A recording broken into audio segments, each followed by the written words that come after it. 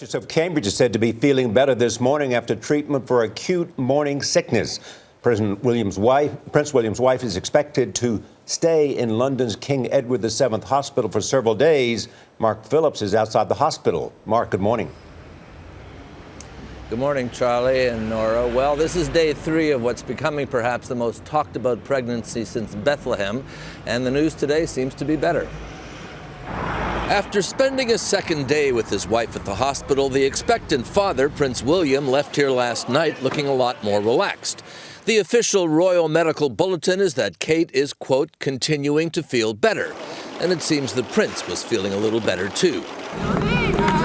Kate is generally an active woman and was a bit of a jock at school, as she showed in her last public appearance before the onset of the illness. Doctors say there's no reason she shouldn't continue to respond to treatment. But while she's been a natural at the meet and greet part of the job, the most important part of her job spec has always been to provide heirs to the throne. That will get priority now. Given the delicate start to her delicate condition, we're bound to see less of her over the next few months. I think the doctors will be incredibly cautious. They don't want to take any risks. This is, of course, hopefully going to be future heir to the throne. So I think it really depends on how she recovers. If she feels well, I'm sure we'll see her out and about again in a few months. Apart from royal watching, the other national pastime here is betting on everything. We've got 9 months to go, but the bookmakers are already running bets on, is it a boy, is it a girl, what name is it going to be? We're already being asked, where's it going to go to school? And then headlines this morning, is it twins?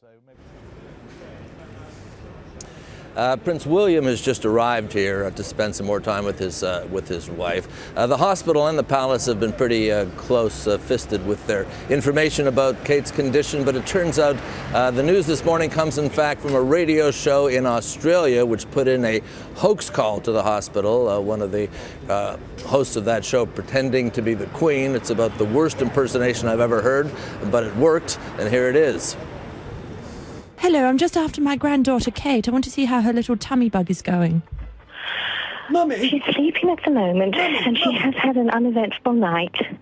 And sleep is good for her as we speak. She's been getting some fluids to rehydrate her because she was quite dehydrated when she came in.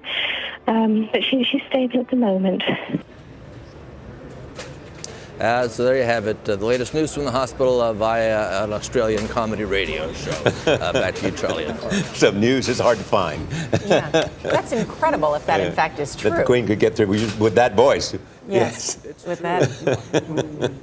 Thank you, Mark. Yeah, and the hospital has confirmed that in fact it was a nurse on the other line from the hospital. She actually thought she was speaking to the Queen, or she's having fun herself. Yeah, exactly.